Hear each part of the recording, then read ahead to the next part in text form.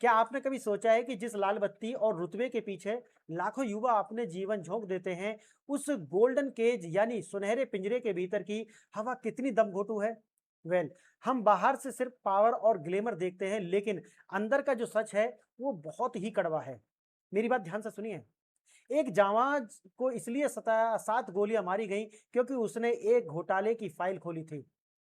ताज्जुब की बात देखिए, उस इंसान ने 7 गोलियां खाई और अपनी आंख गंवा दी और साथ ही साथ उसके द्वारा बाद में यूपीएससी को क्रैक किया गया, आईएएस बना गया। मैं बात कर रहा हूं रिंकू सिंह राही, जिनकी तस्वीर आप मेरी बराबर में देख रहे हैं। इतना ही नहीं, मंजूनाथ जैसे अफसरों को भी मिलावटी तेल रोकने की सजा अपनी जान दे करके चुकानी पड़ी थी।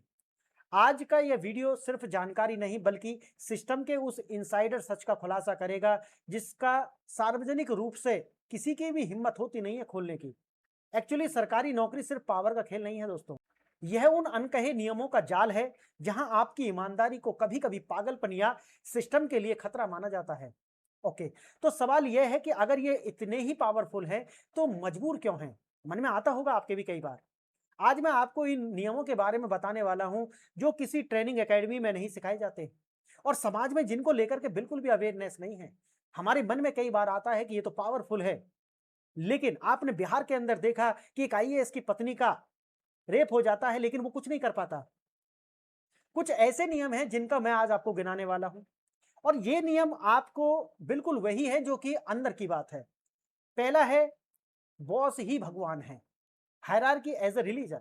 सरकारी तंत्र में पदानुक्रम, जैसा हम हायरार्की कहते हैं, सिर्फ एक ढांचा नहीं है, यह एक धर्म है और एक ऐसा कल्ट जिसका उल्लंघन करने वाले सिस्टम कभी माफ नहीं करते।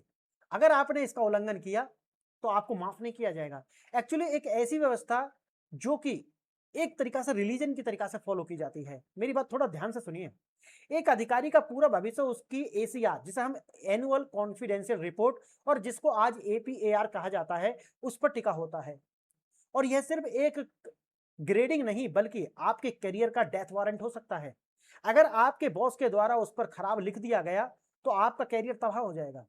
यू नो, अगर आपके बॉस ने आपकी रिपोर्ट में ऐसा लिख दिया कि भाई ये खराब है, तो आपका तो गया करियर।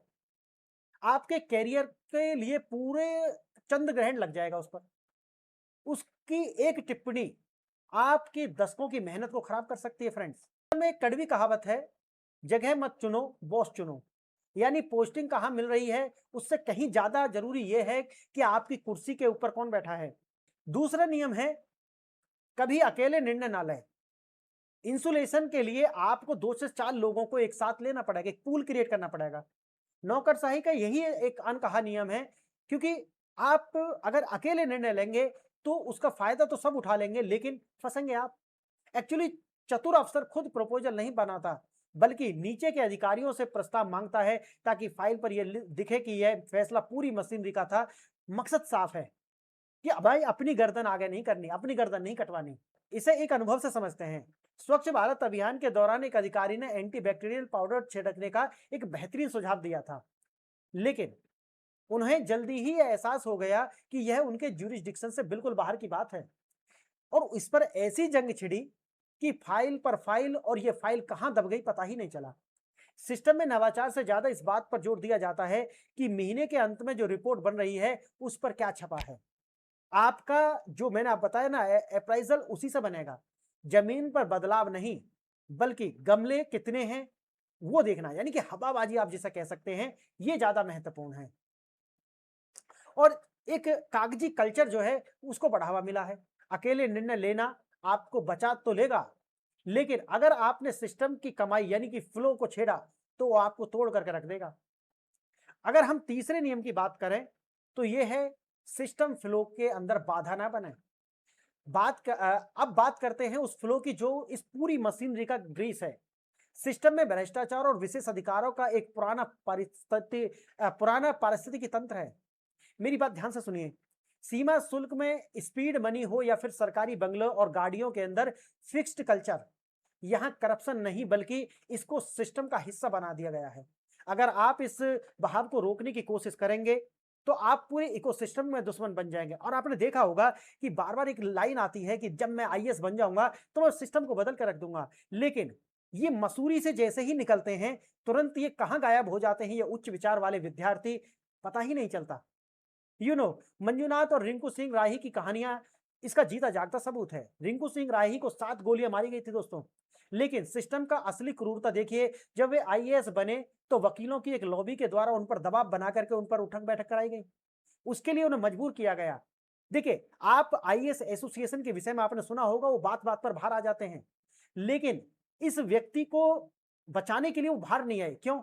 यही है जिसे कहते हैं कि मनी फ्लो के अंदर आप बाधा बनेंगे तो आपका सिस्टम आपको अछूत बना देगा। छड़ी से भी आपको छूने के लायक नहीं रखेगा। बट असली तमाशा इसके बाद शुरू हुआ। आईएएस लॉबी ने उनकी मदद करने के बजाय उन्हें शट आउट कर दिया, बाहर निकाल दिया, अछूत बना दिया। क्योंकि उन्हें लगा कि रिंकू ने अपमान सहकर पूरी की पूरी ये जो सर्विस है, इसकी इज्जत ही मिट्टी में मिला दी है। इसको कहते हैं डबल पनिशमेंट।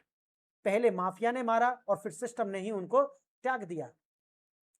यही वजह है कि ईमानदार अफसर अक्सर हाशिए पर धकेल दिए जाते हैं दोस्तों।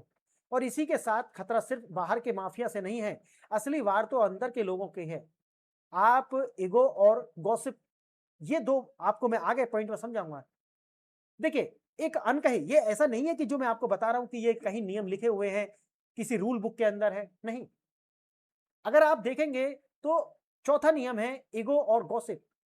इस सिस्टम में ईगो मसाज करना बहुत ज्यादा महत्वपूर्ण है, ये ऑप्शनल नहीं है, ये अनिवार्य है आपके लिए। इसको आपको बचने के लिए अपने अस्तित्व का एक हिस्सा बनाना पड़ेगा। एक्चुअली अशोक खेमका का नाम आपने सुना होगा, एक ऐसे अधिकारी हैं जिन्होंने ईगो मसाज नहीं की, इसलिए उनको बार-बार तबादले का ये बोझ झेलना पड़ा। नौकरशाही में चाय की मेज पर होने वाले गॉसिप, यानी कि जिसे हम ग्रेप वाइन कहते हैं, ये बहुत ज्यादा घातक होती हैं। अगर आप सिस्टम के खेल में शामिल नहीं हैं, तो गॉसिप के जरिए आपकी इमेज को पूरी तरीका से बिगाड़ दिया जाएगा, आपको अहंकारी बताया जाएगा, सनकी बताया जाएगा।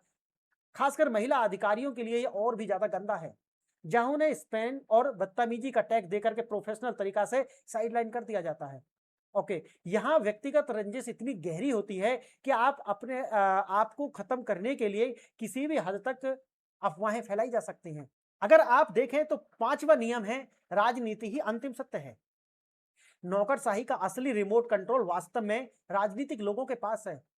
राजनेताओं और नौकरशाहों के बीच का रिश्ता मास्टर क्लास की तरह होता है। कल्पना एक कीजिए थोड़ी देर के समय कि एक डीएम को फोन आता है कि राजनीतिक रैली के लिए उन्हें कोई 15-20 सरकारी बसें चाहिए। अब दूसरा डायलेमा यह है कि सरकारी बसें इस तरीका से यूज नहीं हो सकती, आप जानते हैं। लेकिन अगर वे बस भेजता है तो स्कूली बच्चों के ट्रांसपोर्टेशन के लिए बड़ी समस्या हो जाएगी। और अगर नहीं भेजता है तो आपने राजनीतिक शत्रुता ले ली है। ये एक नैतिक दुविधा के रूप में हमारे सामने निकल करके आता है। प्रोटोकॉल, वीआईपी टिकट्स हो या रिसोर्ट्स बुकिंग हो, ये अनकहे आदेश होते हैं जो किसी रूल बुक में नहीं है, कहीं संविधान में नहीं है, लेकिन राजनीतिक पार्टियों के लिए और राजनीतिक लोगों के लिए, राजनीतिक आंकड़ों के लिए ये पूरे करने पड़ते हैं। एक्चुअली राजनीतिज्ञों के साथ नजदीकी का मतलब सीधा है मलाईदार पोस्टिंग मिल जाएगी, आसानी से आपका जीवन आसान हो जाएगा। लेकिन वहीं दूसरी ओर अगर हम कहें तो इसे आप प्रोफेशनल सुसाइड भी कह सकते हैं। एक अधिकारी का निष्पक्षता अक्सर उनके अनकहे आदेशों के आगे दम तोड़ती हुई नजर आती है मित्रों। अगर हम बात करते हैं 6 नियम की, अंतिम नियम यह है अपनी खुशियों को छुपाएं। Art of the underplaying. अंतिम नियम बहुत ही अजीब है लेकिन मनोवैज्ञानिक रूप से गहरा है। अपनी खुशियों का प्रदर्शन ना करें। अगर सरकारी दफ्तर में आप टॉल पॉपी सिंड्रोम चलता है, बिल्कुल टॉल पॉपी सिंड्रोम है कि जो सबसे ऊपर दिखेगा उसी को पहले कतरा जाएगा, लंबे पेड़ काटे जाएंगे, सीधी सी बात है। यह ईर्ष्या इतनी ज्यादा है कि आपकी इच्छा पोस्टिंग या फिर निजी खुशी दूसरों के लिए चुभन बन सकती है, क्योंकि इस सर्विस के अंदर सारे वो लोग हैं जिनकी एस्पायरेशंस बहुत हाई हैं। समझ गए मेरी बात? और वहां अगर उसकी एस्पायरेशन से कोई बढ़ता हुआ आगे नजर आएगा तो ये उनके लिए बड़ी समस्या हो जाएगी। इसलिए आपको अंडर प्लेइंग करना पड़ेगा। यहाँ प्रक्रिया, ये जो प्रक्रिया है, आप कह सकते हैं कि जो ये पूरी सर्विस है, प्रोसेस इज द पनिशमेंट। अगर आप किसी जांच में फंस गए तो मामला चलेगा दशकों और आपका कैरियर इसी में दम तोड़ देगा। बट सबसे हैरान करने वाली बात यह है कि बुद्धिमान और सक्षम होने के बावजूद भी लोग इस नौकरशाही में बने रहते हैं और इसके पीछे गहरा आइडेंटिटी क्राइसिस भी है। उन्हें लगता है कि कुर्सी के बिना उनका कुछ है ही नहीं, अस्तित्व खत्म।